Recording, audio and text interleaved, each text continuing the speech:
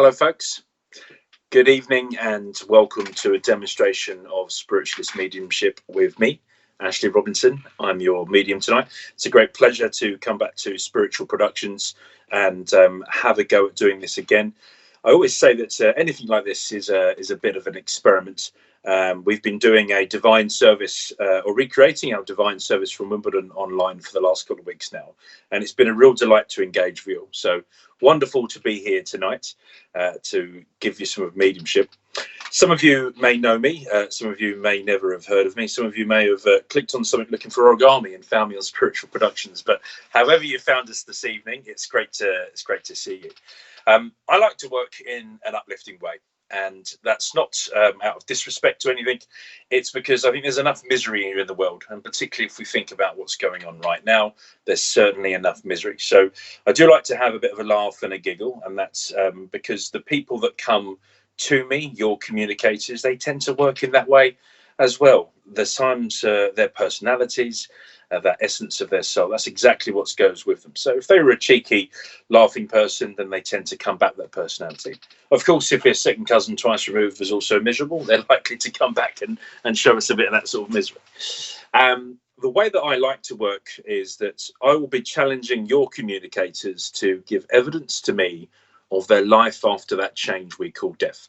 So in theory, regardless of where you are in the world, and I am interested to know where you are in the world, so do post on the comment section, your communicators will be challenged by me and my guides to give me evidence, satisfactory evidence of their identity, so that you know who they are. And once you've been able to accept your communicator, I'll be asking them to give a message, and they should give you a bit of a message about sort of what's going on now.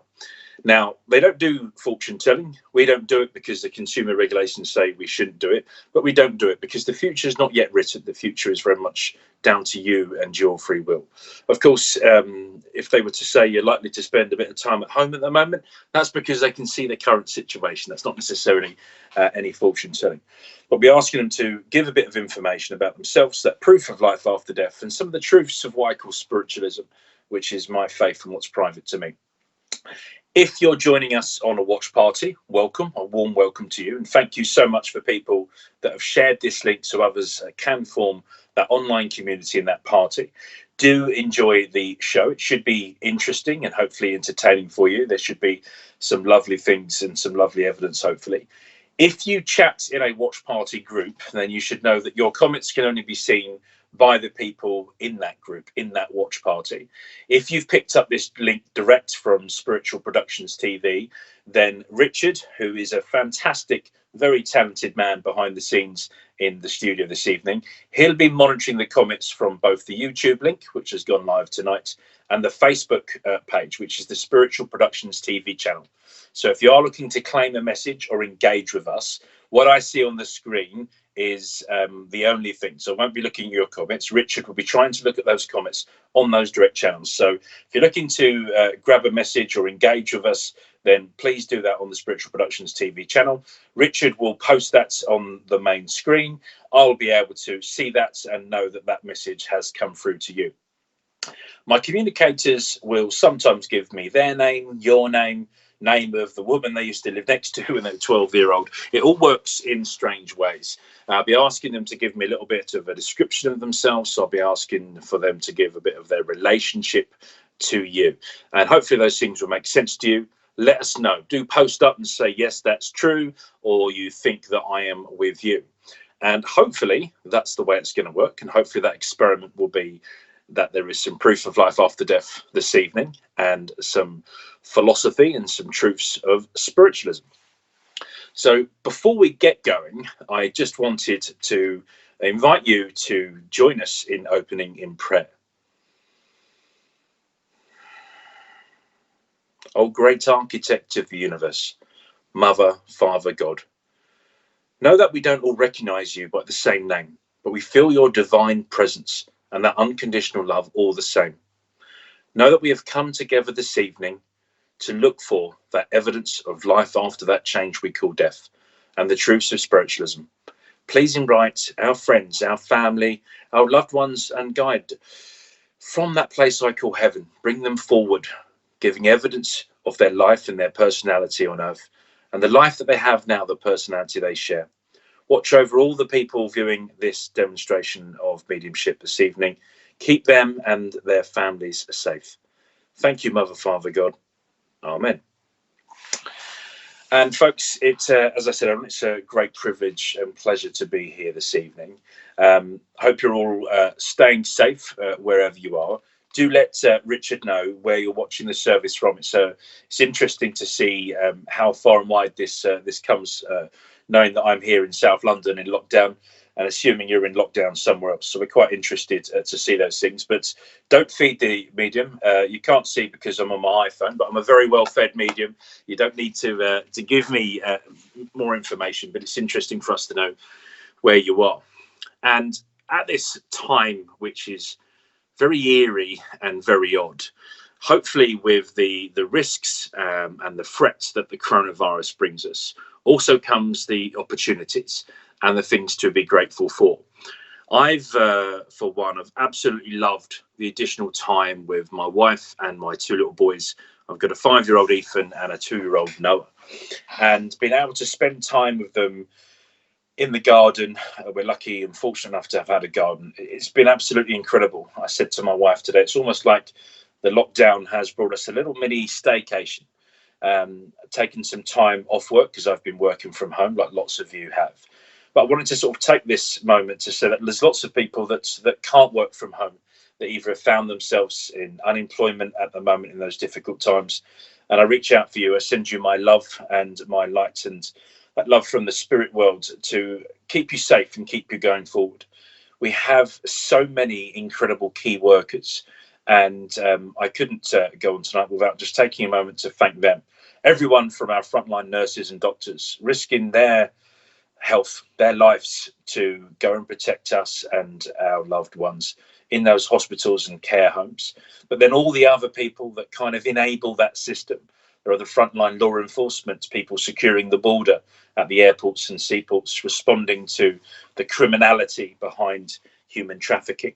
All those people on the front line in policing, at care homes, keeping people safe. All of those people keeping public transport running to enable those people to get to work. Teachers who have stayed on to look after the children of those front workers. I've seen some really strange things from this virus. I've seen the panic buying and stockpiling of loo roll, but I've also seen some incredible people step forward and really reach out to their community, to vulnerable people. And that really is the best of British, the best of human beings. So encouraging and lovely to see. But now I think we'll get on with the clairvoyance. So, yeah, Richard's telling me that a few of you have now joined us, and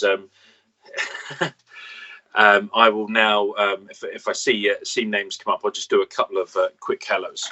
For those of you on YouTube, do consider getting onto to Facebook and viewing the pages as well. Spiritual Production is doing a brilliant job.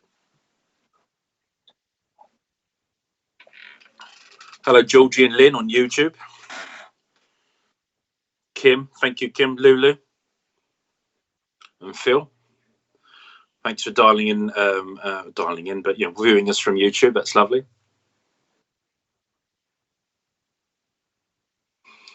Well, hello to all the people that are saying hi on the chat function.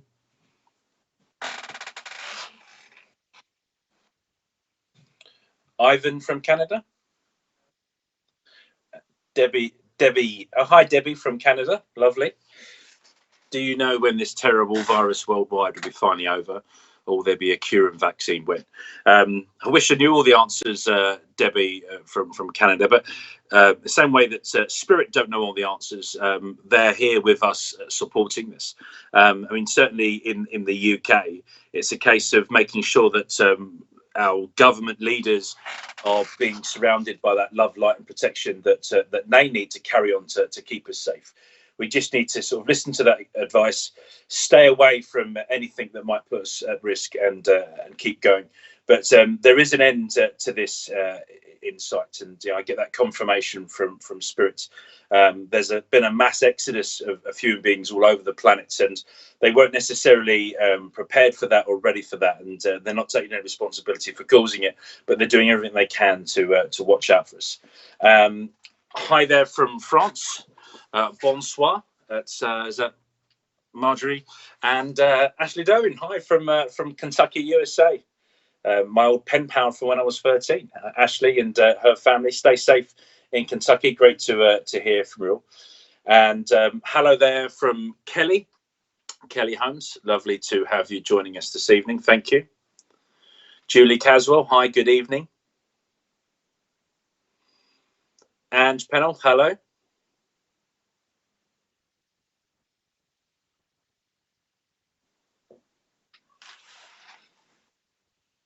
And hello to everyone else that's joined us. I think there's Richardson. There's too many names to mention. There's Heidi, Heidi Spicer. Hi there.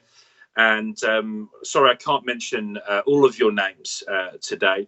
No doubt there'll be people saying, "Can I come to you? Do I have someone with you?" Anyone I don't get to. Hi there, Rosangela. Good evening. It's good evening to you there, Richard, as well. Anyone I don't get to tonight, I just want to sort of say there's going to be far too many for you for me to get around. Bernice, great eye candy for Easter.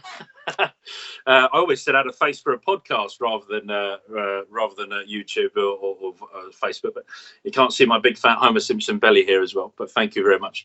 Yeah, your communicators, they're with you. So if you believe you've got your mum, your nan, your cousin, your little dog with you, then absolutely they are with you. You do not need me to say that they're with you. Feel their love, feel their imprint on you. So I will try and get round to as many as you can. Hi and good evening to Sharon.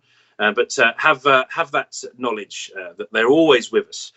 None of them will stay here in my house. And hello there, London Valerie. Hello. That your loved ones are with you and take their love. But let's try and bring a couple of them through. Hi Neil Payne. Let's try and bring some of them forward now. Let's try and get some evidence of their life. Okay.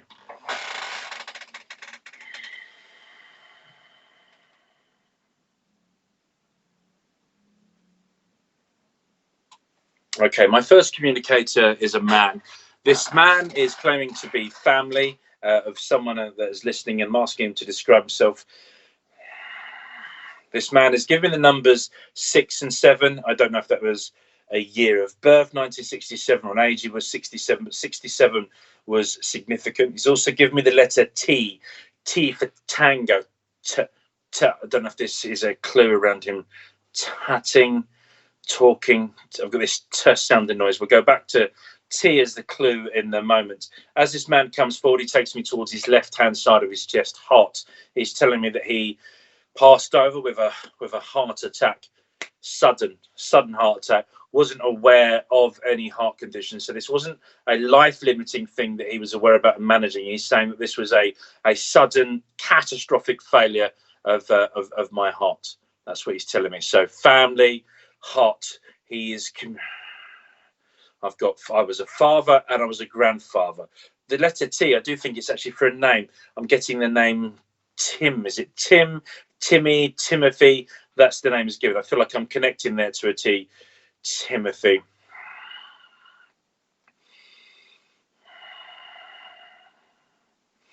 I'm seeing a map of you were born in 67. Thank you, Bernice. Let's try and see if we can establish this communicator.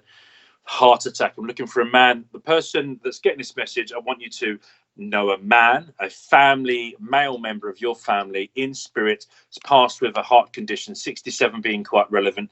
T is the letters that I'm hearing. I'm doing a lot of phonetics with my 5-year-old moment, so I always get these phonetics in these letters being spelt out. I feel like I've got a father-grandfather relationship, which took me to his wedding ring. I was married. Nanny. My dad died suddenly. I want heart though, but if it was father in the spirit world, you say Thomas makes sense. I do want that heart. I feel like this sudden catastrophe. I've got this N sounding. Nanetta, Nanita, this name that's being that's given out as well. So I know you take Thomas, and that T would make sense in terms of the name. St. Thomas is where he died. Okay, that makes sense. And you'd understand if I'm with you, Bernice. Do you understand this heart condition? Because I want this bang, bosh. He said, wallop. I was gone. No real time. It was just, I feel like this cut cut me out where I was doing something. I was in the middle of something. I was doing something to cut me out. I've gone down on my knees, and I have. Your son St. Thomas's Rose died. He died in a crash incident. Okay. Don't give me any more information, Bernie. So I'm not sure if I am with you at the moment. Hang on to that information, because you never know. You might have a communicator there. Looking for someone, I think it's father, someone that would understand their father that's died suddenly, heart attack. I've got this 67 would be important. No, unless I've got a couple of other communicators. No, my dad passed of heart sudden. So we've got Catherine, understand father passing.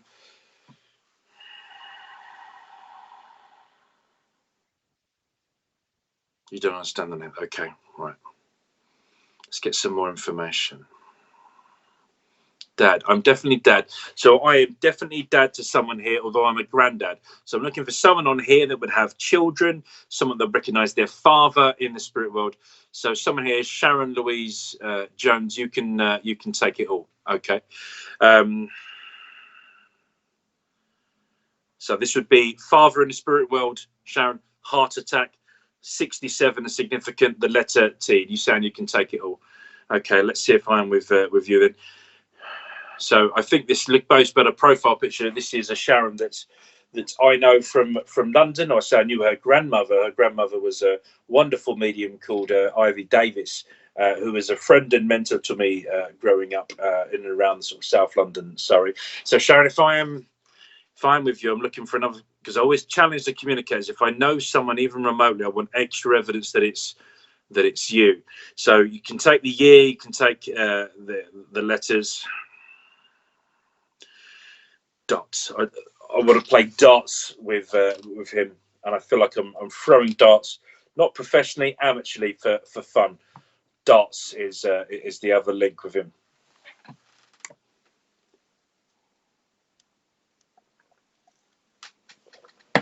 Okay, I'm not being told that that doesn't make sense, so I'm going to carry on with the message. So thank you, Sharon. Okay, I might have another communicator coming through. So Bernie's on standby. I think I'm with Sharon now. So I've got Sharon's father that's communicating. That passed with a heart condition, sudden catastrophic to that heart.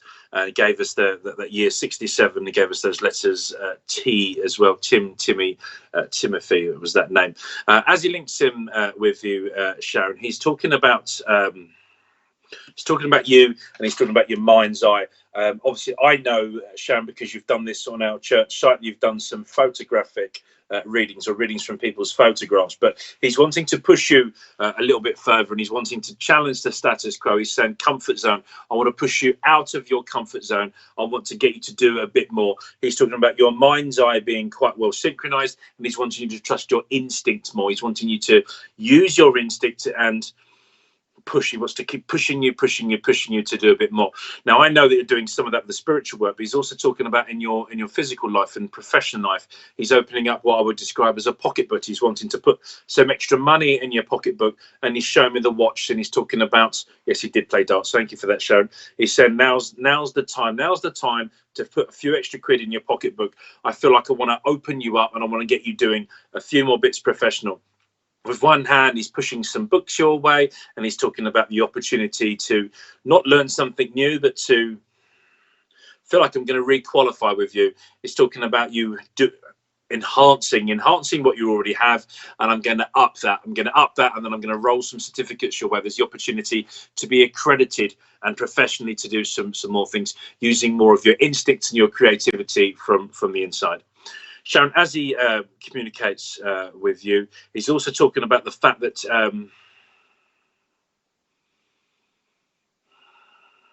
stones. There's something to do with stones. I don't know if you've been either stacking stones.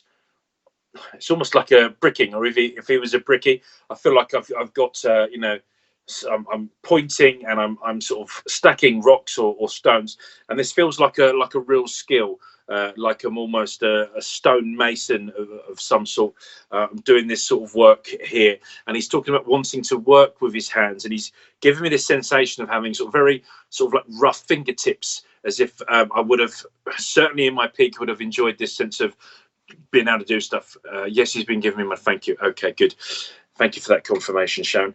he's just talking about this, this work of his hands and him wanting you to do more of that stuff that you find creative. He really enjoyed that.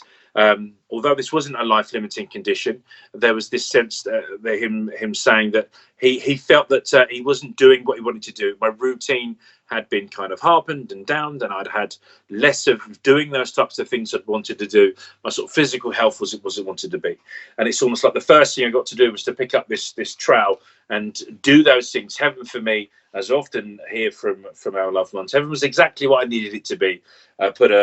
Oh, that's interesting. So I've got the trowel in one hand, but I feel like I've got a pipe or something that I would have smoked there, and I feel that I've got a beer, not in a pint glass, but a jug. And you're saying, yes, he worked with his hands. So yeah, exactly that. And he wants to be able to drink the jug. There's something about my right hand side of the shoulder with this communicating to your dad. I don't know if I had a problem. It feels, okay, take that away, almost like a pinched nerve or something. But I feel like I can, 45 degrees is like the angle, and I can drink from this jug. That's really important to him, as he gives you that proof. He's absolutely around you, reunited with dad's dad. So you've got dad's dad in heaven as well. It's talking about reunited, but there's something you've done with the photographs. Sharon, I've never been, yes, you're creative. Thanks for that confirmation. As I walk into what I think is your house and I come through the front door, I feel like I've got a radiator or some sort of heating device on the right-hand side. Just beyond that, I feel like I've got a little shelf. My dad had a pipe, thanks for that confirmation. And I feel like I've got memories of family past, almost like a table or a shelf of some sort for family that have passed away. And he's talking about, feels like we've all been reunited in these photographs. It's lovely. He's talking about the fact that none of the frames sort of match. We've all got our own place on this shelf. And he's talking about being like a sort of slice of heaven in your home with the photographs. Okay. Thank you. Sharon, your communicator was your father, which I know you've accepted. Thank you for giving me confirmation of the other bits of evidence. Sharon, that was your message. Thank you very much.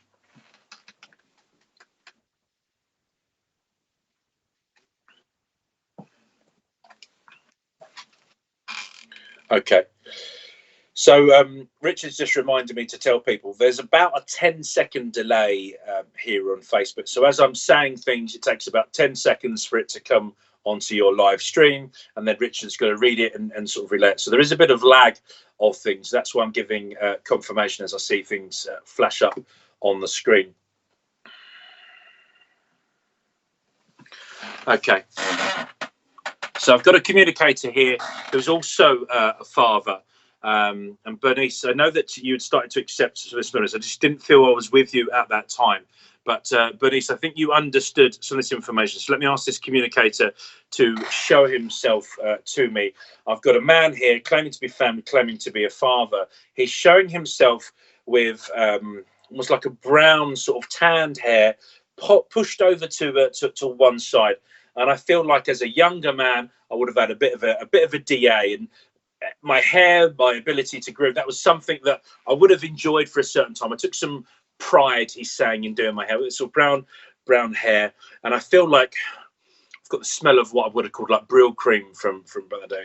But tall, slim, strong man, shoulders. So Bernice, if you understand that as your father, 1967 was the year of your birth, and with him passing, I feel like sudden, and I've got bang, crash, wallop, and he keeps giving me this big pummeling thing. I want to go towards the right hand side of my head, just above my right eye, and I feel I've had a collision. I've had a bang, crash, wallop, he said, and it feels like it's caused multiple injuries, but I've had this head injury.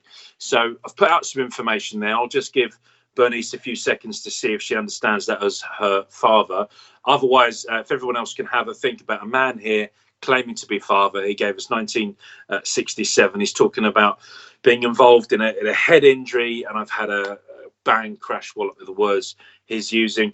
Tall, strong shoulders, relatively slim.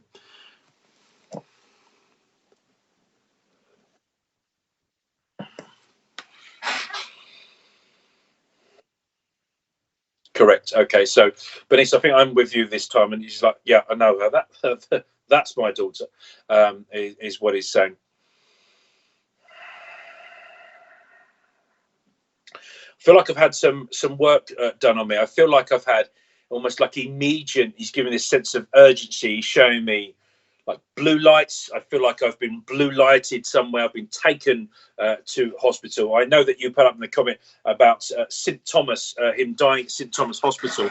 I feel like I've been kept in a state of survival, but I feel like I've suffered multiple injuries.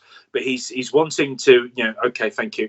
As we were talking about all our wonderful key workers, he's sort of joining in that applaud, and he's telling me, Bernice, that you were involved in that.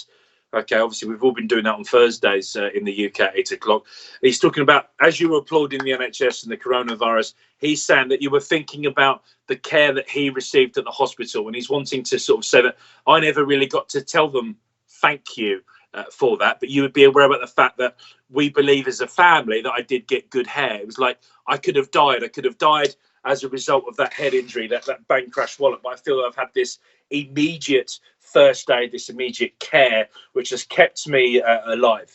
And I don't feel that I've ever really regained, I've not really gained my full consciousness, he's telling me. And he's also saying that this was end of life for me. And I feel that as I'm involved now, and he died instantly. Okay.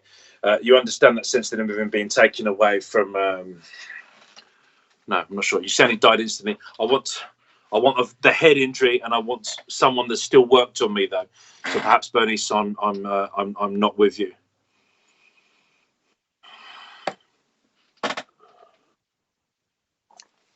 Okay. Because he's just replaying that in my head. So I've got this sense of the head injury being taken away somewhere. I've had people try and work on me. I don't know if this was either in an ambulance or the blue lights.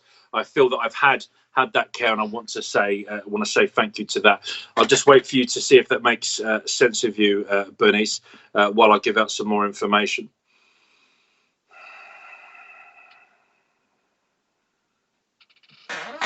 My watch. There's something about my watch. It's been kept. I've got what looks like an old. It was a passenger kind. Okay. So you understand this sense died instantly. I want ambulances or people that have come to the scene to try and work with me. There's something about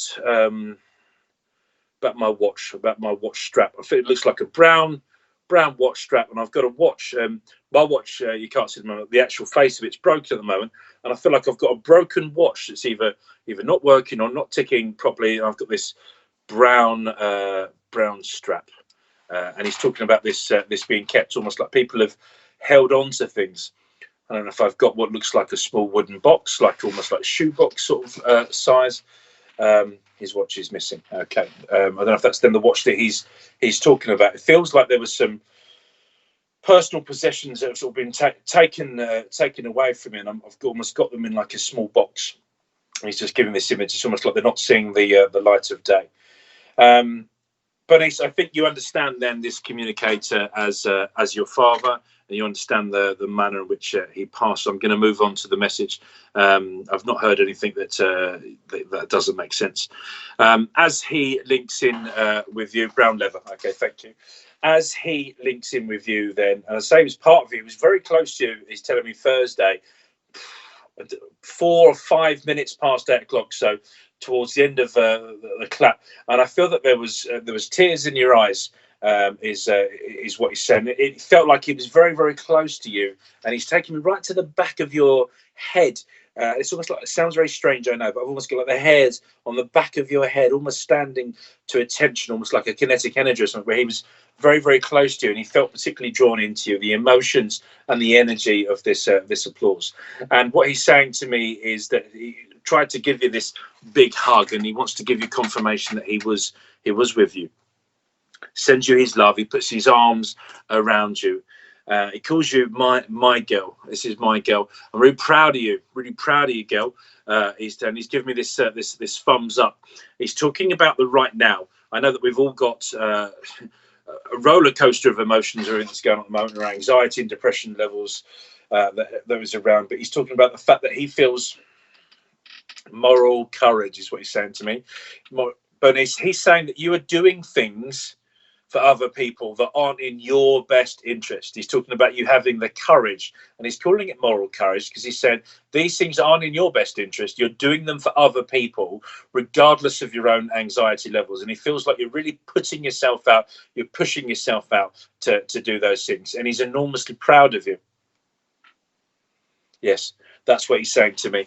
And he wants to give you that confirmation and say that that was really marvelous. He said, marvelous, marvelous, marvelous girl, my marvelous girl. And I feel like I've got you. It's like I'm compartmentalizing how I'm feeling or how you're feeling, Bernice, with this at the moment, so that I can help other people. And he's saying that that is really important.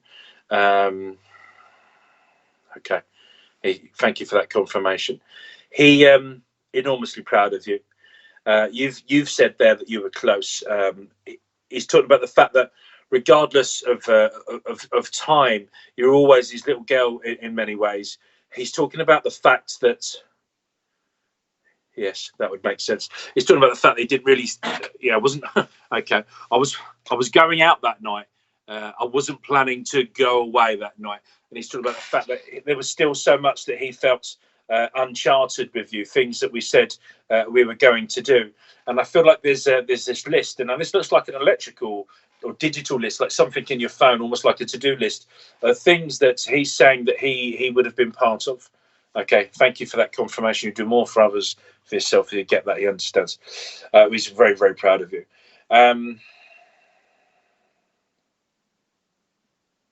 Okay. He wants you to listen. He wants you to listen to, I'm getting this name, it sounds like it's a lady's name. It's Sally, Sarah, it's an S, it's Sierra, sounding name, Sarah, I think is the name I can hear possibly. And he's saying he wants you to listen to her because she's got your best interest in heart. And I feel that you've had, it's in a phone call. I want to go back, what's today? Today's Saturday, Thursday. So I feel like you've been on the phone to someone on Thursday, and I got this S sounding name, and it's like she's saying some of the things that he's saying with your best interest, and he's wanting you to have the time to be able to listen to that. Apologies for coughing. It's no self-isolation symptoms, but hay fever today, folks. He's saying that, yeah, he wants you to better listen to that and to take that steer.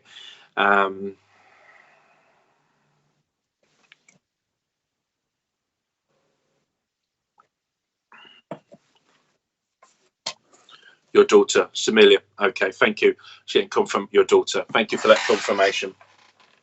I'm watching out for her because she's watching out for you. But let her watch out for you. Let her look after you in the same way I let you look after me, because it felt like there was a real thing there of you being my little girl always. There was this real sense of I didn't really ever want to be looked after, but actually you looked after me well, regardless if I needed it. You always give me that right steer. I feel there was something about the final moments that we had together. This is your father talking, Bernice, and it feels like there's something there. I don't know if I've said something cheeky, or I've been a bit cheeky, or I've been a bit saucy, but I feel like I've either made you laugh, or he's almost blushed because he's trying to heat my cheeks up. And he's just saying that he wants to remember that way, that he could be. He's saying he was cheeky and he enjoyed that sort of saucy sense of humour, and he wants. The apple doesn't fall too far from the tree is what he's saying to me. He's talking about the fact that you would understand that type of humour. You can be very professional and very grown up when you need to be, and you can be quite cheeky. And he's talking about your wit, quite fast speed with your wits, and being able to enjoy that sort of humour. But your father's here. He loves you and your daughter very much. He's enormously proud of what you're doing. He's wanting you to take a bit of advice from Somali, your daughter. He's saying, just listen to her. She's got your best interest in heart. And I know it feels difficult to say no, but you've got to prioritise yourself, and you've got to make sure that these things come in order, that there is an order to these things, Bernice. You've understood your communicator. It was your father. I think you've understood your message, Bernice. So thank you very much. That was your message.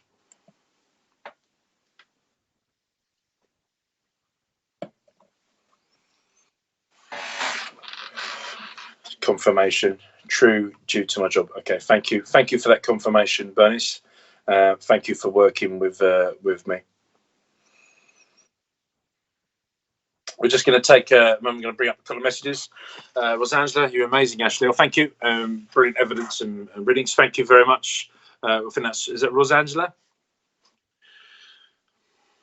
Lovely, really. Thank you, Lisa, for watching and for that feedback. That's lovely. There's a butterfly there, is that as well? Beautiful butterflies, and isn't it amazing, folks, how much wildlife and we're seeing. Well done there from Tracy. Thank you, Tracy. To wake up and actually, I live in South London, or certain part of Greater London, not hear congestion and cars, but to hear birds were singing and chirping. More butterflies seen this week. Tracy Hodge, first time watching. Thank you, Tracy. Hopefully you've got a bit of an understanding about what we're trying to do here. I've got my granddad having a laugh with me now, but is that Laura? Loranjo, lovely detailed message. Thank you for the feedback. My my grandfather was involved in something called Life After Death Promotions about 37 years ago in 1982. And what my grandfather tried to do back in 1980s was to take spiritualism as a religion, take it out of the churches and take it out to the people. He's in heaven now and absolutely loves this sort of stuff. The idea of reaching different people and trying to prove life after death. That was exactly what it was all about.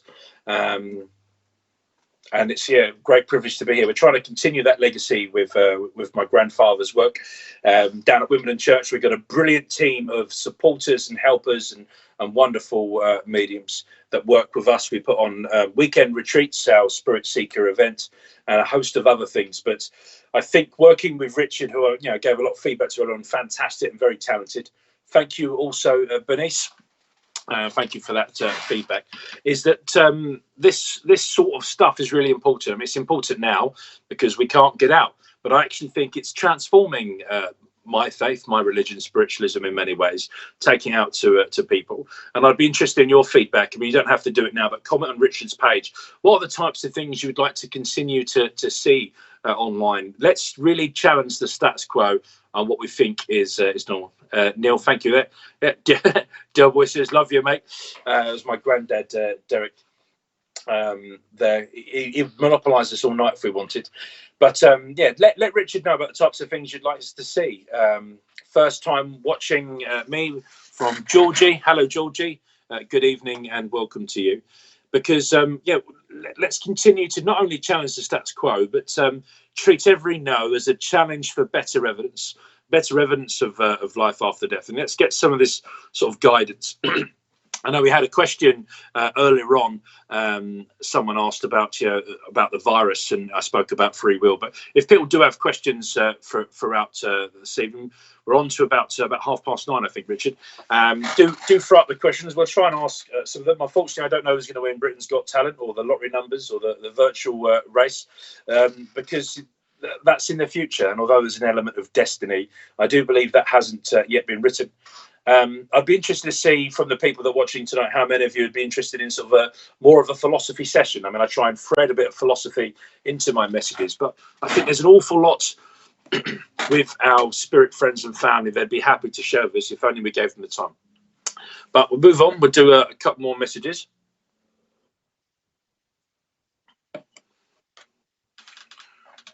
Okay.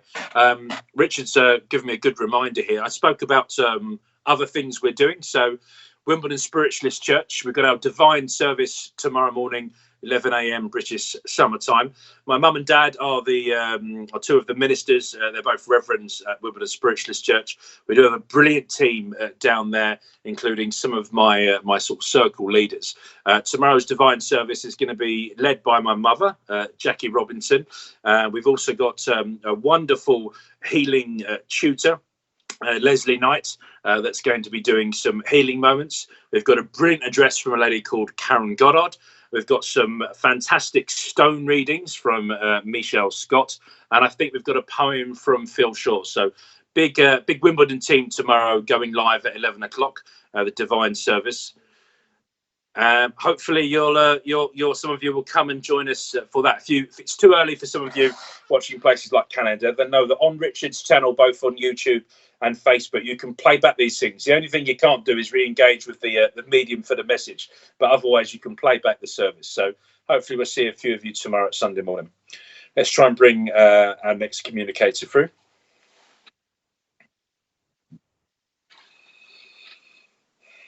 Okay, so 3:30 tomorrow afternoon. We've got Bex, Emily, and Polly, the Sunday sofa. And so there's lots of wonderful things on the Spiritual Productions TV channel, Facebook, and YouTube. There's pretty much, I think, Richard, something on almost every day at any sort of given time. But there's some real regular stuff that happens there, and some wonderful shows, some wonderful personalities. And it's the only place, probably Spiritual Productions TV, you could get a bunch of misfits like me and pull us all together and stick us under the same umbrella, because we're all so different and unique in our own ways. But together we absolutely believe in what we're doing, which is trying to work in the light, try and give people a bit of uplift and a bit of evidence of life after death, and the opportunities to live this life, because you can only live this life once. Live it the best possible way. And I encourage your friends, if you're not already doing, go out and pursue happiness. Do those things that make you happy with people that make you happy. One more advert for you there. Spirit and the Paranormal. Keep it real. Join us for a live chat show with your comments and feedback. That's Sunday evening.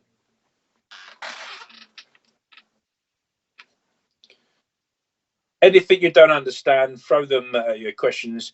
We always say, look for the supernormal before you blame the supernatural. But anything unexplained, then that's your opportunity to do that. Should also have made some apologies. I'm doing this from my family home. I've given it the best possible spring clean, but you can still see remarks of the baby gate and other bits and pieces all over the place. But hopefully you bear with me. Okay, so my next communicator, hello there, Natasha. My next communicator is a lady. This lady is claiming to be mum. She's talking about being family. She's given me the letter J. Hello there, Rachel Perry-Wiggins. This communicator, she's given the letter J. Juliet, Jane, Adele. Hello there, Adele. I'm looking for someone that would understand mum in the spirit world. She's given the letter J. I don't think the J is Georgie always watches the woman service. Thank you. I feel like the J is significant for something else. Jugs. Sounds strange. We get some wonderful evidence, don't we, from the spirit world. J is for jugs. I sound like I'm reading a book with my 5-year-old son again now. This lady then, family, mum, spirit world, cancer. I've had a cancerous type condition. Leanne, glad that you're enjoying the Facebook page. First time watching. Wonderful to have you tonight. So I'm looking for a lady, someone would understand mum in the spirit world, cancer. I feel like I've had a cancerous type condition for almost around my, sounds strange, isn't it? Chin, neck, sides of my throat, sort of glands. Hi there, Jonathan. Thank you. And I feel this cancerous type condition is spread. If I've had something at the top of my chest, I also want to feel like I've had pains in and around my rib cage and my vital organs. I feel like everything has been under attack. So Sharon is saying my mum is in spirit, my son is Jensen, he's alive. Yeah, definitely don't want to kill off anyone tonight, Sharon. So if I said that J was significant, not her name. I want a lady though that is mum that would pass with this cancerous type condition, that certainly would be. I feel like I've had a growth almost. I don't know if it's growth or an infection, this sort of parasite. Hi there, Rosie. That would be grandson, wouldn't it? J grandson. So I don't know if that made sense for the cancerous type condition as well. This lady could be with you. Sarah can also take this. Would be my grandma. My mum normally watches. Let me get some more information then. Let's try and narrow this lady down. W, Wendy. If I've got a Wendy. W for whiskey. I've got a worse sounding name. If I'm asking for a name, then try and pinpoint who I need to be talking to. Feel like I've got a bowel cancer. Thanks, Rich, for that information. I feel like the J needs to be significant. So something that's alive. And I feel like this woman obviously woman begins with W, but I feel like I'm asking for a name. She had web over her throat. Okay, thank you, Sharon. So was that the same Sharon I was talking to a minute ago? Tell him, classic bloke. I'm not very good at multitasking. I need a secretary to write things down on the board for me here. Web over her throat. So I think you understand this, Sharon. I think I am with you. So you understand. Mum had lung. It's the same one, is it? Yeah, and died of. I said, don't feed me. I'm very well. I'm very well fed. Let me try and give you that information. But you'd understand then that's spreading, and this pain that I've got in my ribs. I've got this breathing type condition, got this fluid in the lungs. So you'd understand that's pneumonia type condition. And you understood Jay. Jay would be grandchild alive. Great, I'm with you. I know, I know her. Is what I just heard. Thank you, Sharon. Sharon, I'm going to continue to work with you. As this woman comes through claiming to be mum, she also gives me this right-hand knee. She takes me over towards the right-hand knee, and I feel this is someone alive, someone in the family, and I've got pains in my knee. I almost feel like I'm struggling to try and straighten my leg and then bring it back out. And I feel like this pain has started to almost travel, almost as if it's travelled up towards my right-hand side of my hip. And it's almost like I'm bashing it, like the way you would with pins and needles, or slapping the right-hand side of my thigh. She's given me that, and she's talking about wanting to be around and sort of deliver some healing, being aware that this has kind of got worse. It's a niggly problem that has got worse before it has got better.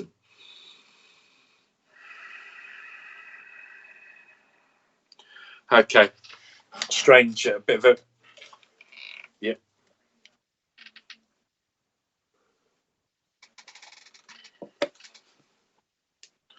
Okay. Richard from the studio has said that he has picked up some of the feedback. Some of you are suffering a little bit of a connection. He's checked my connection to him and back to the studio. I've checked my connection with Spirit. That's all good. They've got broadband. That's working well. He said that could be a link back at home that you need to sort out, but you should be able to pick us back up. Sharon, sorry about that. Going back to your mum that's communicating. I don't know if that's a yes that you're understanding about this niggly problem in the knee. I think it was probably about the right time. I was going to say good, not good that there's this niggling pain, but good that you understand that you both suffer. Okay, so she's wanting to be around for that healing, be away from that. It's almost like an arthritis and arthritis. I'm not a doctor, so I don't do medical diagnosis. Anyone with any medical problems, you must see a doctor, which is hard during a lockdown, but you certainly speak to a doctor. But Spirit, unless they had a medical qualification when they pass, they're not doctors either. What they do is they pick up on the pains and the grains. They pick up on that fault. Now, I believe, and I get confirmation from Spirit, that the power of intention is absolutely incredible. And particularly if that power of intention is linked to a prayer, absent healing, unconditional love. So when we're in pain and we ask for help, that intention about giving that help, that does draw our loved ones close to us. And what Mum is saying, Nan is saying for you there, Sharon, and Nan, that's my grandson, sorry. Nan is there for you, and it's you and your dad that suffer. Okay. She's there for you all. She's there for you all as the whole family. I feel like the grandchild, again with Jay, I feel like this is someone that I'm watching continue to evolve, and it's like I'm having a new surprise. She's giving me this vision of an onion, and it's like she's you need to see a doctor about yours. I think it might be arthritis. Okay, please do that, and know that you've got her love and healing. With grandchild, it feels like I'm seeing this. I've got this onion, and this onion's being peeled, and it's very strange because she's using the analogy of an onion because she's crying, and she's reminding me of cutting onions, and very funny, very funny. She's saying to me, the secret, she's calling me Ash. She's shortening my name. I don't know if she used to do that a lot, Sharon. She said, the secret with cutting an onion is not to build any strong emotional connection with the onion before you cut it. She's very cheeky, very fun. But she's giving this analogy of the onion with a grandchild. She's saying that each layer I kind of reveal from the onion. I see this new and incredible side to them. And it's like amazing. And she's talking about the real now. I only want to go back about 10 days. And she's talking about this real transformation of a personality. She's talking about the fact that for someone as young in terms of years on earth, it's almost like he's got wisdom beyond him in terms of the questions that he's asking. And she's loving this unveiling of the onion, as she's calling it. But what she's saying to me, Sharon, is that she wants to put you in charge of that. She's putting the knife or the scalpel in your hand. She's saying that you're kind of carefully carving and shaping this young person's life, but you're also revealing some wonderful sides of their personality. Now, she gives me that, and she also gives me this little pinch of salt, because she says that they've also been testing. I don't know if they've tested your patience or your nerves at the moment as well, and it feels like, again, multi-sides to this onion. Something about my wedding ring. Your dad has got my ring, and I feel that I've had something. My hand's quite swollen at the moment. My wedding ring's a bit stuck at the moment. I feel like she's saying the opposite, almost like, I don't know if I had cold hands or cold fingertips. And she's talking about, this would be your dad. So I want to see your dad still alive. I feel like he's held my hand in the final moments of my life. Thank you for the confirmation. They're very true. She's giving this confirmation on what the wedding band on the left hand side. And I feel there's something about him holding my hand, and I feel like you were there. I'm talking about the final sort of moments, or even days or even hours of sort of end my life. And I feel like as he was holding my hand, and if you were whispering, your dad's got a ring, okay. And if you were whispering to me, Sharon, something in my ear, I don't know if it was "I love you," "I'm going to miss you." It was something you're whispering in my ear, and I feel like you've done something with my hair. Now, I know this is a bit sort of a strange concoction of evidence she's given me, but she's just talking about the fact that there was a question raised about how with it she was, and she's saying that she was very aware of that love. She's going back, she's playing back the philosophy that I've just said about power of intention, and she's saying that she absolutely felt that love and that kindness transmitting through the contact with her hands, and she's saying thank you for that. And I feel that there's far more that you've had to do, Sharon, for Dad than she would have ever imagined. But there's a sense of him, her and Dad hold. Okay, thank you for that confirmation, Sharon. There's something that Mum's saying here around the fact that it's like you're doing far more for him than she would have imagined, because it's not like your children replace her. Far from it. It's almost like he's evolved and transformed in the way that he's living his life now, but he's kind of being looked at. She said it's almost like he's strange. He's enjoying being looked after. And that's a strange thing to say it like that. But she's saying thank you. I did wipe her side of the face. Yes, all true. Well, thank you, Sharon, for that confirmation.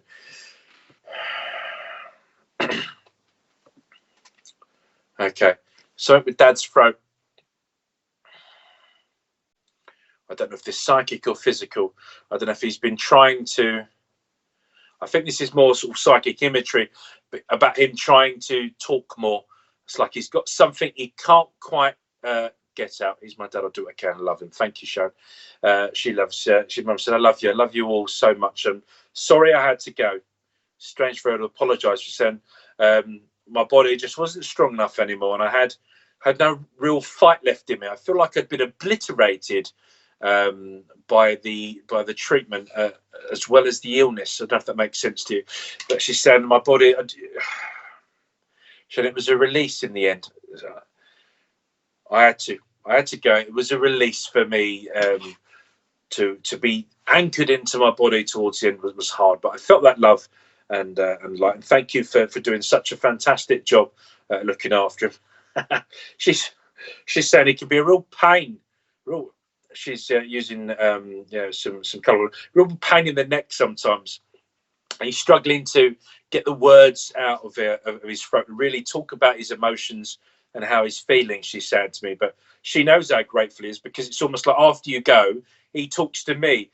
As he says goodbye to you, it's like he's waving you off at the door.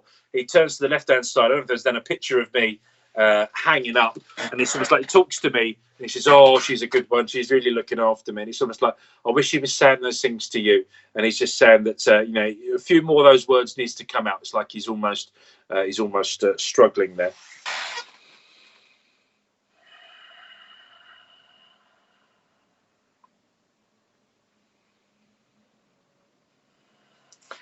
She's I hear him talking to me, and he has these conversations, and he gets more words in now than he ever used to, but I really enjoy him talking to me, and I feel like you would have some knowledge of this. Him talking to me in the photo. There's one by the door of me, she's saying, and she's another one. I feel like I've got an armchair, and I feel like I can talk. Essentially, he talks to me from the armchair.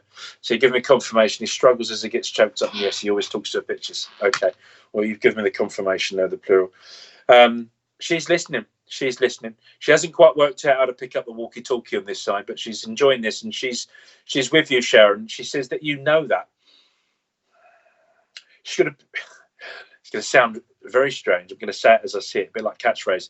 She smells of beautiful flowers. It's like a perfume she's wearing. It's beautiful, sort of flowery type smell, almost like fresh flowers.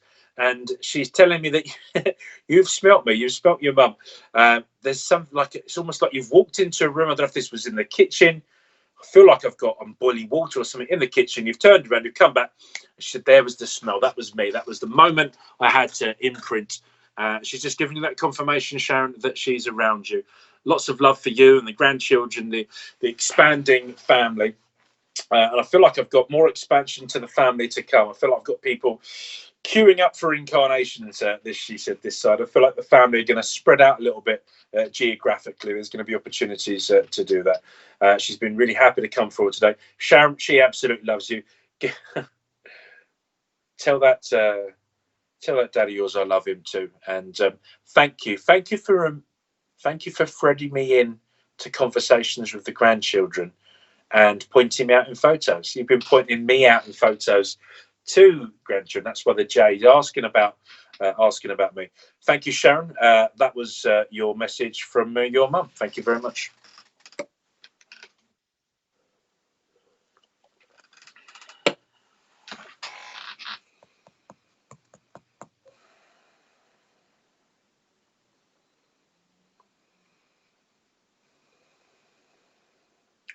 Thank you, Diana, for the feedback. It's lovely to hear.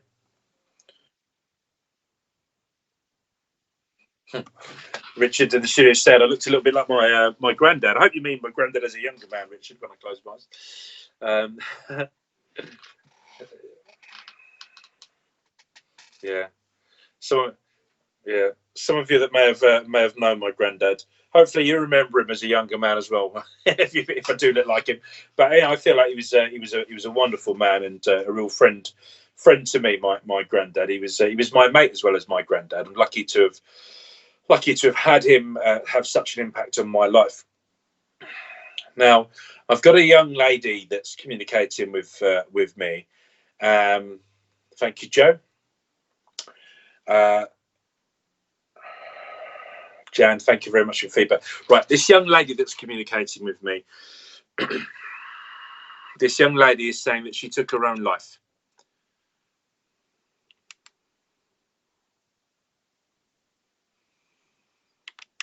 Okay. That way.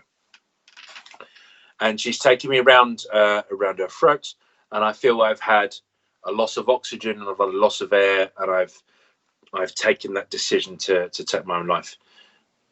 I mean, this is hanging or strangling. She's given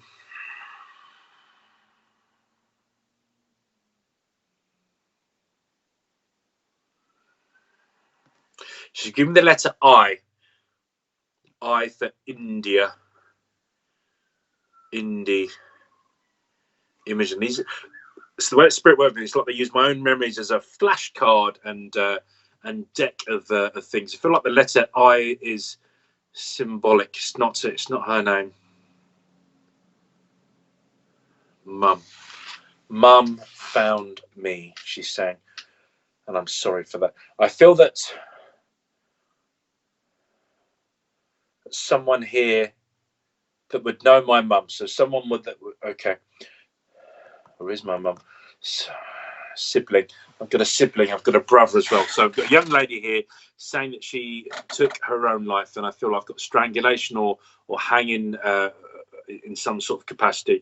And she's talking about being found. She's talking about being discovered, and her planning to take her own life, but not planning what would happen after life, and it's been something she's been wanting to talk about afterwards, because there was a sense of me being found in the whale was more traumatic than just losing me. It was a sense of finding me, and I feel like I've timed this. She's saying, I've timed this so that someone has gone out, they have come back to find this. So I'm looking for someone that would understand this lady. I want a connection to family or family friend that understand this young lady that's taken her own life. I've got the letter I for India, that is symbolic with her. This young lady, I want very young, teen sort of age, very light hair with her. It's all very blonde. Blonde hair, and the way she's showing me her hair, it is in a center sort of parting, and it's quite long and straight with the blonde hair. Richard, I don't know if anyone claiming to have maybe understood this. Okay, let me get more information.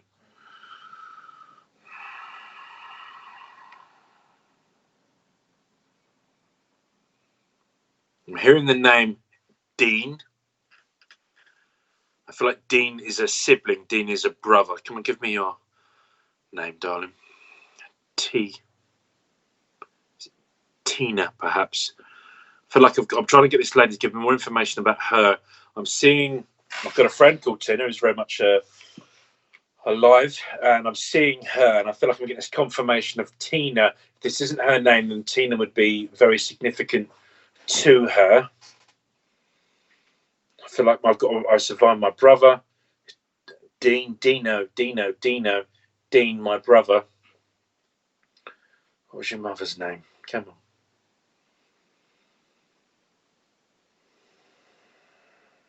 Stace or Stacey's the other name. Stacy.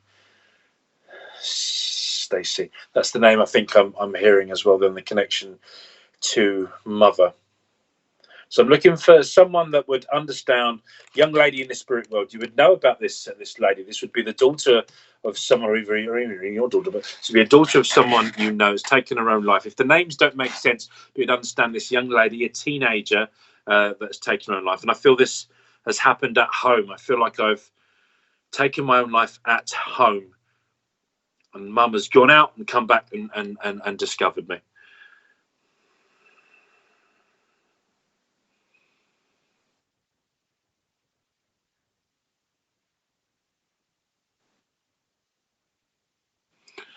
Okay, so Richard's telling me that that Sharon, that I'd given a message to earlier on, possibly understands this, but Sharon, I don't feel with you. No, you're not. I've just seen your grandmother actually, Ivy Davis, who I mentioned earlier on.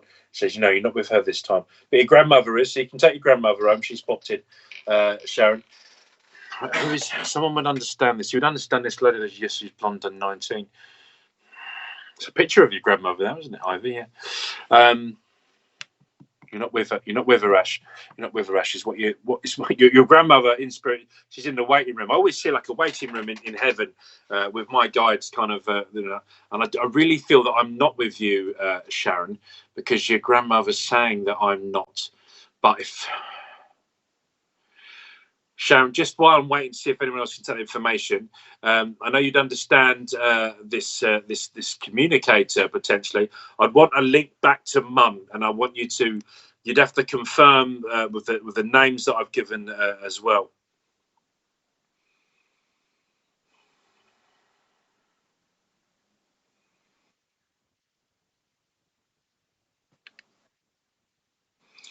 Okay, so Marie, you're saying you can understand some of this.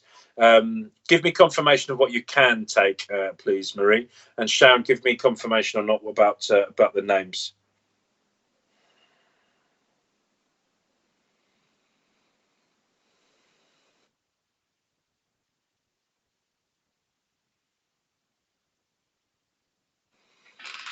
Okay, and we've got someone else. So, Marie, try and give me a confirmation of what you do understand. Ashley Mills' niece had a school friend who took her own life at home A level year. So that'd be teens as well. Right, come on, let's. Ashley, do you understand her taking her own life at home? Marie, did you know of that? I feel like you'd need to know of me, and I feel you know of me as, but better. You feel like you know the family better than you know me, but you know of this. You know of this situation, and it would be known that I had taken my own life, that I had killed myself at home, and that I'd been discovered. That's the thing I'm looking for there. And this letter I. Mariana, blonde and young, who died at home. She was found by my brother, who was very traumatized by this. Okay, Marie, I think I know her. That's what I'm here. I know her, Maria. You would know of me. So your brother would have known me better. Brother, mother, could have misheard it because I don't use my ears. I use my mind's eye, which isn't very good at hearing the best of times. But Marie, I'd want you to also. Blonde young lady died at home. She found my brother and had gone away and come back. Okay, Marie, I think I am with you. I feel like the names are possibly other people coming out. I just mentioned there we had Sharon's grandmother coming through. There's a lot of people queuing up and so telling me to get on with it. Right, get on with the message is what this lady's saying to me. She's Jekyll and Hyde. She's saying she had a Jekyll and Hyde personality, Marie. She's saying that she's tapping her head. Wasn't all quite right up here. I accept the fact that anyone who takes their own life can't claim to have been in the best of mental health, but I feel like I've got a real flip because she's doing this, you know, comme ci, comme ça, bit of this, bit of that, and I feel I've had this almost like chemical imbalance. So this was your brother's partner, Simon. Marie, she's talking about the fact that people would have been aware that I had these depressive and sad moments. And I feel then this would be your brother sort of saying as he sort of comes to terms with the fact that was aware there were moments of sort of sadness and depression. But what this lady is telling me is that she almost planned it. I don't know if there was even something found, some sort of like plan or some sort of writing there, but she had planned for this to happen. She was almost waiting for Simon to leave for him, for her to do this, because I feel there'd been, she had her troubles. Because she's taken her wrists up, and I don't know if I'd either attempted something before or I'd hurt myself before. But she's saying that she knew that someone would have done absolutely anything to keep her in this world, and she's recognising the fact that he would have done absolutely anything beyond reasonable to keep her in this world, to keep her alive. And she was saying that she went out of her way to make sure that he wasn't around, that it wouldn't have been enough time. But what she hadn't planned was around this discovery and him coming back. And she's talking about going to heaven quite quickly, but being there around that moment, around that discovery. And what she's sort of saying to me is that she'd kind of picked up on that, and it was almost like, okay, darling, although she's not in a rush to come back, and she's saying that heaven is exactly what she needs it to be, what she's talking about is the fact that her immediate regret after taking her life was that she didn't want to do it. She told your brother she would do this and he felt guilty. Okay. What she's trying to say is he had gone above and beyond. She'd made a decision, and I feel like she'd planned this, and she went for it. But she's also talking about the fact that as he was sort of discovering her, almost as there was this question about time, and she was saying she deliberately timed it so he couldn't have helped her because she knew she would regret it, but she knew she wanted to die. Now, this is quite a difficult and strange thing to say, and I hope that I'm doing it with the right sincerity and respect that she's trying to put across this, Marie, because she's absolutely devastated that she left Simon feeling the way he did, particularly this sense that there was something he could have done. And what she's wanting to say is, he was perfect. I just couldn't fit into this life, into this world. It just, at times, things felt absolutely brilliant. And I feel that Simon was not only a real sense of anchor for me, he was my foundations. I feel like I could have, at my best, I could have built superstructures. I could have built anything. At my worst, I was in pieces. And I feel there is something here, is almost like, I don't know if it was discovered it was almost like a chemical imbalance, and I would flip. She's saying, and I've made that decision. I've kind of planned this, and I'm so sorry. I'm so sorry that he discovered me in the way he did, and I felt devastated by it. If I could have come back at that moment, I would, because I felt that he tried to get to it, but didn't make it in time. Right, that's what she's saying. Thank you for that confirmation, Marie. She's saying that she felt so sorry, and she just, if she could have taken it back, she would have, even for him, because she felt so loved and so cared, but she hadn't taken into consideration. At that moment, it was all about her, and it was all about how she was feeling. But you don't, okay, you're giving me information. You're feeding me, Marie. Try not to feed me, because I was going to say, I see her in this role of service, this role of her delivering for other people. When people feeling that she had this huge capacity, she said, I have this huge capacity to deal with everyone else's problems, but I really struggled with my own, even though I had this brilliant support in Simon. I had other people looking out for me. She's saying that she almost wore a different personality and face, and this is why she describes it as this flip and this sort of Jekyll and Hyde. She's right. She was telling you about her personality. Okay, so thank you for giving that confirmation. Ray, she's so apologetic. She's apologizing to you, probably. She's apologizing to you. She's such a sweet darling. She keeps calling me darling. I keep calling her darling, but she's so fun. She's got this wonderful personality. She's saying, I'm now at my best all of the time, not some of the time. And she's saying that as I come to peace with the decisions I took, I want to take responsibility for the impact I had on Simon and other people. And I want to answer that question. There was absolutely nothing else he could have done, because I would have, at that point, I decided that this was the end of this life for me, and I had to punch out. I had to exit, and I was determined to do it, even though I regretted it, having him see me. I'm now at peace, and I'm now at my best all of the time. But I'm sorry for Marie for putting this burden on you to tell him, but say that I've. She said, I hear him. He cries. Sleep. It's going to be 4. I don't know. It's about 4 o'clock in the morning. He's woken up and crying, talking about her. And she's saying, I was almost curled up in bed next to him, trying to let him know that I was sorry for what he'd done. But Marie, I'm so sorry to do this to you. Please just tell him there's absolutely nothing he could have done, and I'm at peace.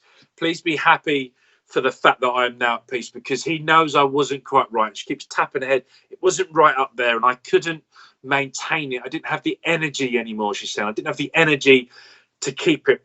She's showing me like the theatre and the arts. She said it was almost like a role I was playing. Simon saw that truer sort of side of me, which was this flip and this ability that I couldn't keep going. Everyone thought I could, but I couldn't. Marie, thank you to you, because you've been there for him. You've been there for Simon, and you've already told him this. She said you've already told him that there's nothing else he could have done. And thank you for giving him that love, and at times that tough love, to let him know that he couldn't have done anything else. You're absolutely right. Thank you for being that person that he can trust, to tell him those things he needs to hear, not just the things he wants to hear. But I really feel like the final part of this message is I want to kind of get him over the line, and I want him to have an eye on the future and the next phases and the next steps of his life, because I feel that every time he sort of goes back to the moments, she's talking about almost like a bit of post-traumatic stress involved in there, almost like he's reliving it, almost in like a horrific flashback or something, which is waking him up at 4 o'clock in the morning.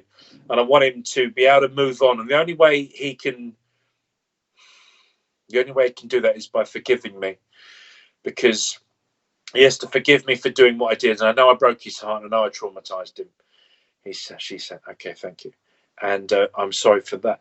And if he can find the time in his heart to forgive me for doing that, he'll be able to start to look more towards the future. And I know that you're going to be able to help him with that, with Marie. I'm sorry to put the burden on your shoulders, but I know how much he admires you. I know how much he looks up to you. And you're going to tell him. You're going to tell him every way, the right way, every single time, Marie. That's what she's saying. He has got PTSD. Okay, thank you for that confirmation, Marie. A lot of love from this lady, full of apologies, but wanting to really focus on the future, on going forward, and knowing that you've already put so many of those seeds into planting. She's wanting to continue to nourish that concept, push him on. Let's get him with an eye on the future. I'm sorry he's waking up. I'm sorry he's waking up at 4 o'clock, and I'm trying to be there for him. I love him. I love you. Thank you, Marie. That was your message.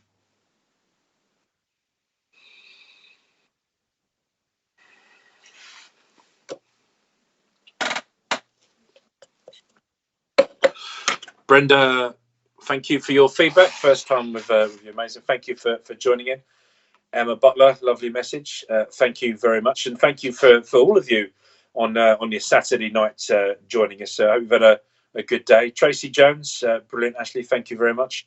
I've been really nervous about coming online and doing this tonight. Richard, this is the first time I've watched us. He's absolutely amazing. Thank you. Thank you, Sharon. And yeah, I got really nervous.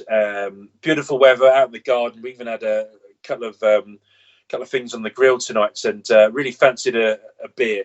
And I thought, no, I'm not going to have any alcohol. Working tonight. So Heidi, thank you for your feedback as well. So I probably will treat myself to a cheeky little beer afterwards, if that's all right with everybody. Leslie, thank you for your feedback. Well, it's Leslie Knight. Be at the Divine Service tomorrow at 11. Thank you, Leslie. Beautiful lady, healer and tutor. She's a principal tutor in all our healing counselling courses down in Wimbledon. Okay, let's bring one more communicator through before we run out of time, and all you good people go back to your families and your lives.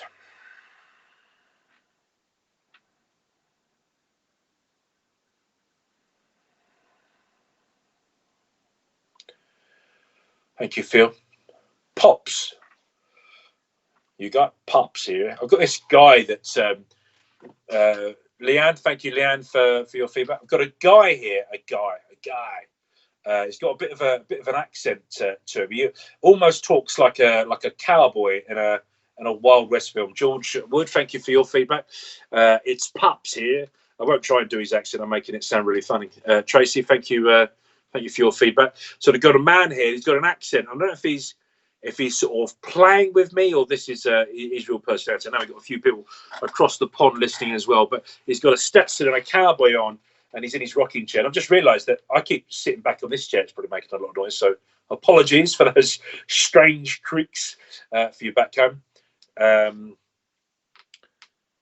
Pops. I've got Pops here. Stetson, cowboy hat. Smell of tobacco. And I feel like I've got the taste of tobacco. I've got maybe would have chewed tobacco or would have had a smoke and had that taste of tobacco in his mouth. And I felt this would have been a memory. I feel like I've got this memory of kissing him, and I should say I'm a happily married man. Mary Dixie, that's my one of my circle leaders there. Thank you, Mary. As I kiss this man on the lips, in my head, I've got this vision of him having a mustache and this taste of tobacco. Lynn Brown, thank you there. A lovely message. Thank you for the feedback, Lynn. So I'm looking for someone who will understand this guy. I feel like I've got Pops. I've got maybe dad or granddad, and he either is across the pond or he's having fun with this sort of cowboy. He enjoys sitting outside on the porch. I've got the hat on. I've got this sort of taste of tobacco.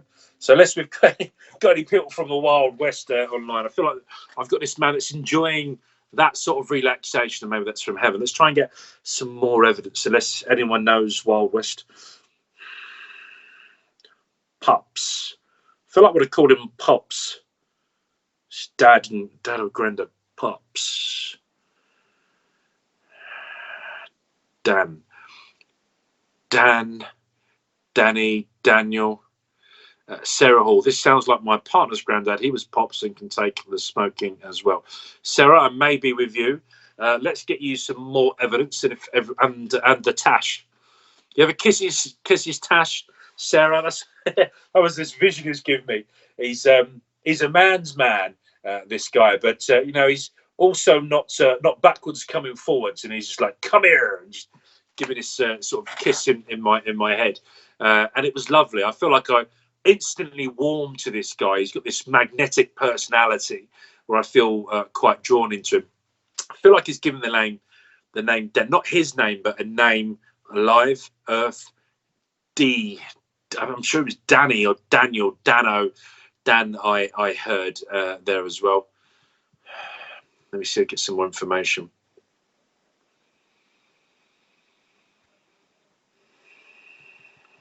Partner's great granddad. Could be Sarah, could be great granddad.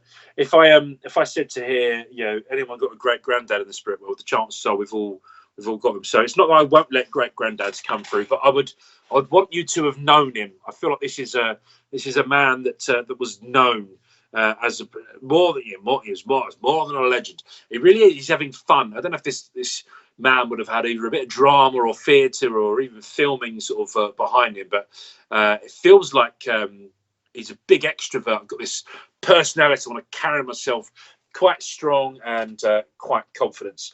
So, Sarah, I'm not going to dismiss that, but if you can take the other information, then I will put this with you, particularly the pops. That's quite significant. I hope you'll understand Dano as well. Heard so many stories from my lovely-in-law. Let's see. Let's try and get some more information.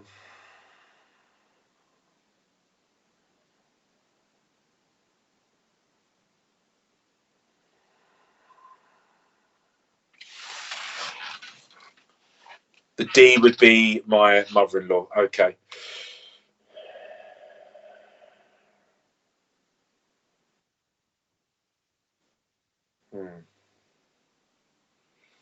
Okay, so let me carry on with the message. He's not saying he doesn't know you. My principal guide's a guy called Bob. And I always say to Bob, people have got to show their ID at the door. They've got to come in. I want people to sort of know who they are. But perhaps because I'm seeing it almost like Hollywood films and sort of shows. And you're talking, Deanne, D, that would be the D, yeah. Richard picked up on that name as well. Deanne in the studio. Is that perhaps that he's talking about this legend? It was more than a legend, but perhaps it's that he's being remembered almost like a film star. He's almost got this sense of fame, big personality. Okay, thank you, Sarah. This should be your partner's great grandfather. I want to go mother's side of the family. You're saying it's your mother-in-law that told you these stories, which would make sense. But I feel like I've got this guy that's larger than life, real character, real sort of personality about him, and I love him. I'm instantly warmed to him, this sort of magnetic personality, and I feel like he was a storyteller. He's an orator. I was an orator. He would sit down and people would tell us his stories, and he'd take us on this adventure. And as he sort of links in to you, Sarah, he's talking about the fact that he feels that you're on a bit of an adventure at the moment. He's talking about your partner, and I feel that we've got the real start of a great story. He said, I want children. I know you've got a profile picture of something with children in it, but I feel like I've got this 4 and I want to make it 5. I don't know if I've got this expansion and you are a team of 5 or a family of 5. I've got this sense of 5 being important and the start of this sort of great adventure and this great story. And he's really excited by that. He's talking about the fact that the journey is only the story is only just about to be told. Apologies hugely for coughing. He's talking about the fact that in order to get where you are, Sarah, he wants you to have a quick look over your shoulder and just see how far you've already come, because he's saying that you haven't taken the easiest or the most direct route to where you are now. But if you recognize the fact that you are at it's like I'm at base camp. He's talking about the fact that there is the summit. You're still going to reach the summit, but you've made it to base camp. And let's take stock.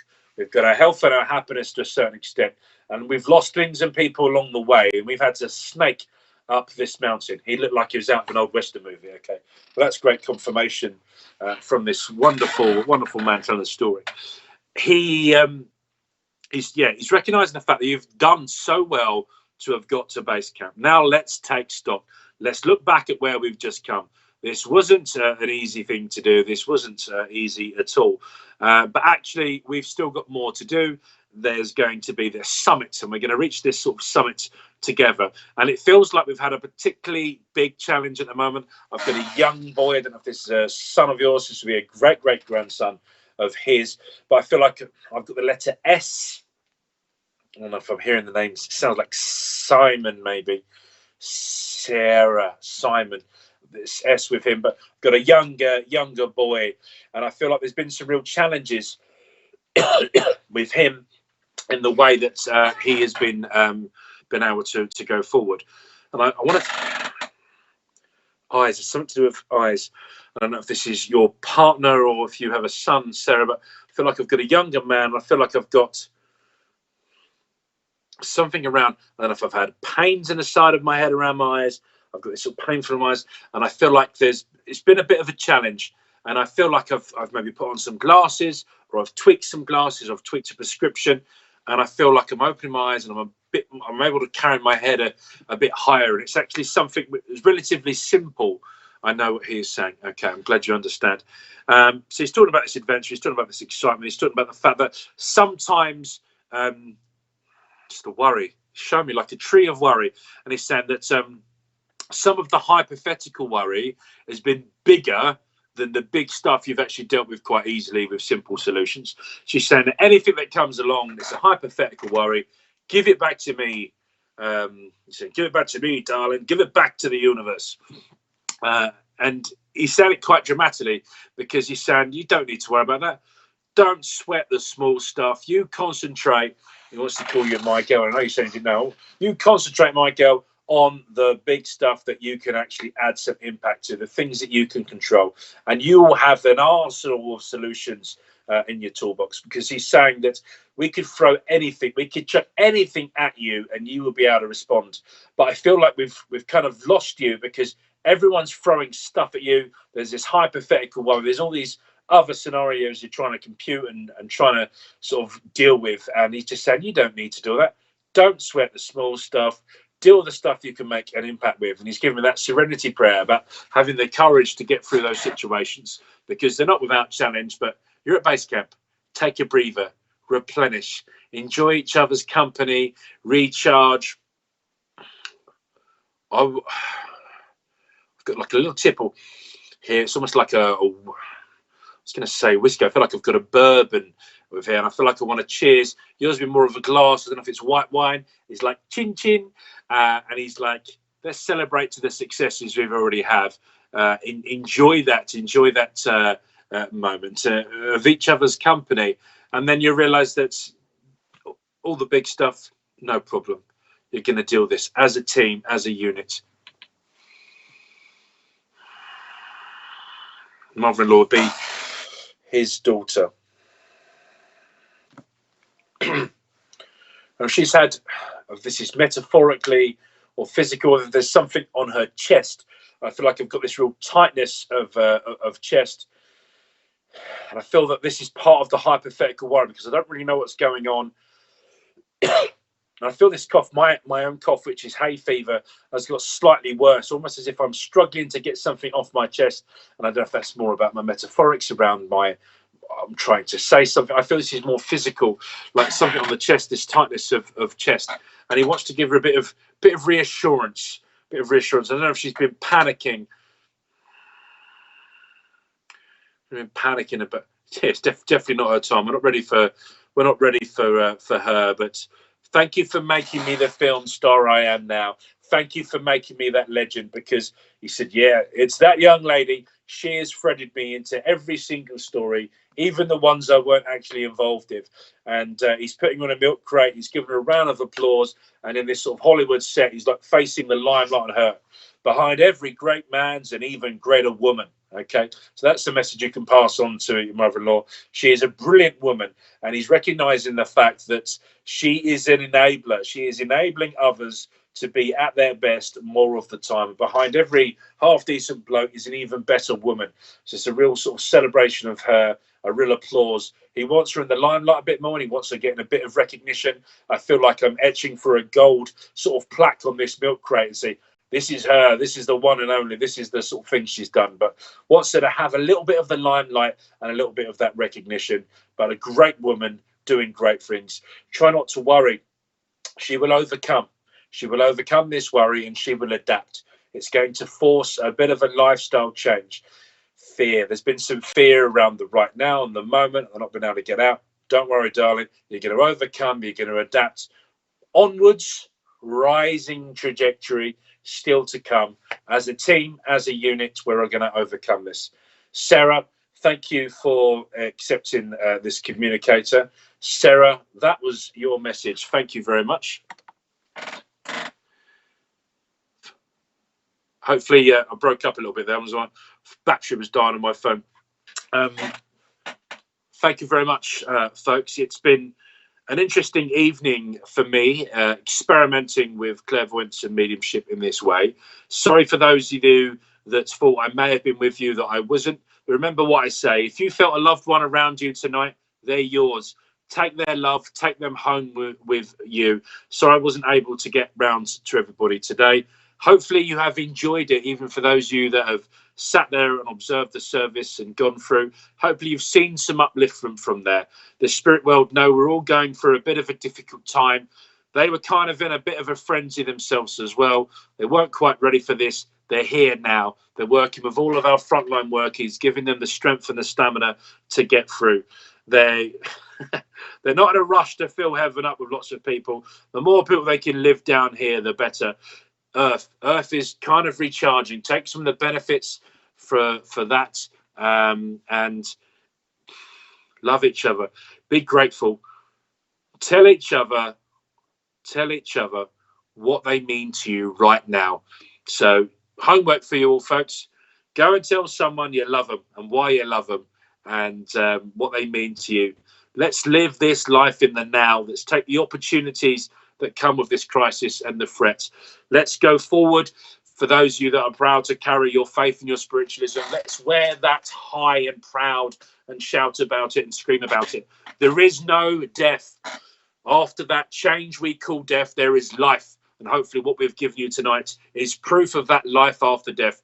Proof that our personality, that our soul, that personality continues to exist. And that when we want them, our friends, our loved ones, they are around us. They will guide us and steer us should we so desire. But we have free will. We have determination. There is a small drop of destiny dropped into that. We follow that destiny, or we do whatever we want to do, as long as we experience everything in pursuit of happiness, then that's what it's about. I will now close in prayer, friends. Mother, Father God, oh great architect of the universe, thank you so much for bringing our friends and family through this evening. Thank you for that proof of their life after death and some of those truths of spiritualism. We recognize that the divine power, the unconditional love is always with us. We will seek for it. If ever we find ourselves in darkness, we would look towards the light. And like a sunflower, our ambition is to always turn and face the light. Please place a blessing upon this house, my family, all of the families of people watching today, be that in a watch party on the channels. Watch over them. Keep them safe.